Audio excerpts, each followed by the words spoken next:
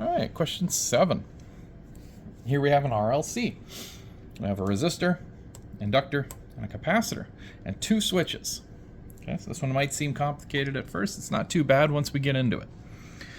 It gives us the values. We have resistor, 8 ohms. We have an inductor, 2.3 mini-henry, and a capacitor here, 1.6 microfarad.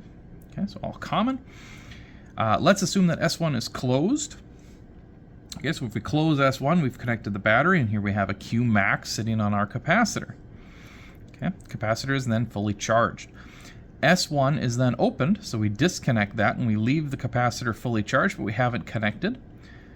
Then at time equal to 0, S2 is now closed. Okay, so we start the clock when we close the switch.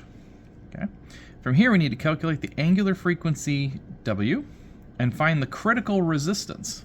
Okay,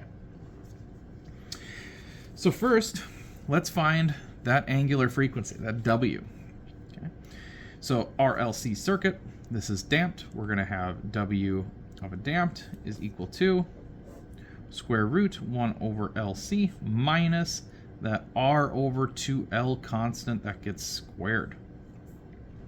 Okay. Plugging that in, what do we get? We'll have 1 over the L, 2.3 mini-henry. So that's going to be a 2.3 times 10 to the negative third. You can also put it in decimal form. All that's fine.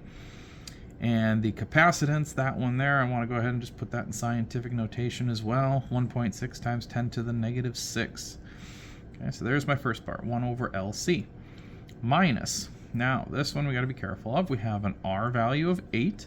Okay, so we have an 8. And we're going to have it over 2L. So there's 2. And just like over here, if you wanted to, you can leave it in scientific notation. If you want to go ahead and put it in decimal form, mini would be the third decimal place. We'd have 2, 3. Okay. Trick on this one is you have to remember to square it, even though it's under the square root. When we go ahead and we plug this into our calculators, we should get square root of 2, 6, 8, 7, 1, 4, 5, 5, 5, something like that. All right, you can actually just put it into your calculator straight away, and you'll get an answer of 16,393 rads per second for our damped angular frequency.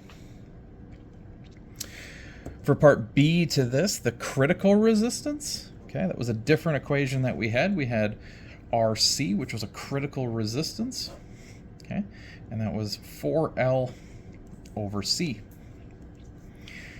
For critical resistance, we'll just plug in. We have square root 4, okay, and then we have L up here being however you'd want to write it. I'm going to go 0.0023 again, okay.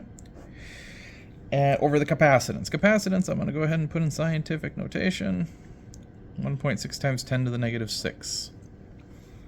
We plug all this into our calculators, and it tells us a critical resistance of 75.83 ohms.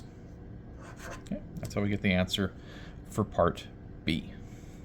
Okay, so we're well within the critical.